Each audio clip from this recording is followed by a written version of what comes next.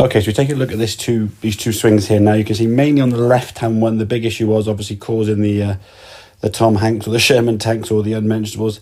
Initially in that takeaway now, we can see the head dropping down quite a bit, kind of the knee going back and the weight sort of more staying on the toes of your right foot. So the problem is now, as you go into your back, so you're going to start rotating up. You've lost a lot of space now between the distance you were from the golf ball.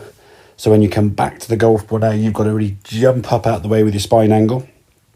As you'll see, kind of doesn't really happen that much until late, or try and rise the handle up. So the feeling that you were sort of showing at the start of the session is the hand sort of coming through almost like cricket-esque type shots. Just try to do whatever you possibly could to try to get the club out your own way so you wouldn't catch the hosel there. So the focus now really is going to be making backswings. One of the drills we talked about this in the session there was that right foot lifting the toe off the ground, so you're turning into that right heel and maintaining your spine on that green line, as we'll see now. Now, as you can see, the club starts going away here now, just handing that object to someone to your right. The body now is staying on there for the most part. Now, it does drop down a little bit, but at least at the top of this backswing, we can see how the green line still kind of attached to your head. So the distance you've lost there is a lot less compared to on the left-hand one. We can see there's a bit of daylight now between that red line and the back of your head. So obviously starting there with that line on your right ear, dropping down, losing that space between you and the golf ball, which again, you had to react to. Now obviously with the driver, it would be okay to kind of sort of back up on the shot, hang back on your right side, hit up out to the right, hit up on it, and that's really where you're going to get a lot of your bomb drives from.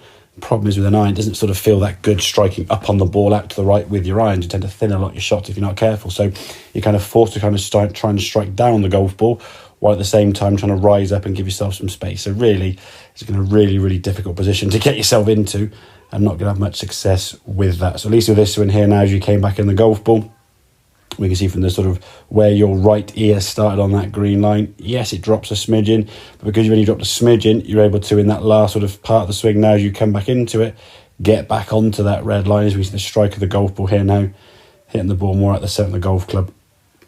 And again, I'm usually going to see a few pulls initially, I would imagine. Very, very common when people sort of shank the ball, they start getting a bit pulley with the shot. So in terms of this sort of contact here now, it's a much more centred strike, as we can see. Strike it more from the sort of middle part of the club and just kind of giving you a future and a potential to sort of strike the irons fairly well to reduce that destructive shot that you were getting. So really going to get a sensation as you work back, you're working into that right heel. Some of the drills obviously we showed you there, so that lifting up of the foot in the backswing, putting the head up against the wall there, just again, maybe just a bit away from the wall in fact, and then make some rotations so you feel your head doesn't move into the wall at all. And again, I think it's going to generally get the sensation you're sort of turning taller and higher into your right heel as opposed to kind of down and low into your left toe. So it's almost like just readjusting where the weight goes. But it's going to be sort of just a question of rewiring the brain to get the feeling of where you want to go and just be able to maintain that space. And I think at the moment, if we do sort of stay better in the backswing, because of that movement through impact as you come down into this sort of a jumping up slightly, if we do stay tall in the backswing and we jump up, we'll probably catch a few a bit thin, maybe even a bit toey, but obviously the strike from the toe and a bit thin is going to be a far more beneficial strike to you compared to what you're getting when you're coming out the hosel and hitting those sort of Tom Hanks off to the right. So keep that posture in the backswing out, make sure you get working on that sort of takeaway. It's just a case of repetition as many times as you can, get the feeling of how your club is going to go back over and over again and just start getting yourself in a position where we can sort of learn to strike it better, so you get that golf ball around the golf course a bit more successfully. So I hope that makes sense, buddy. Any questions, obviously give me a shout and I'll catch you again soon. Cheers, mate.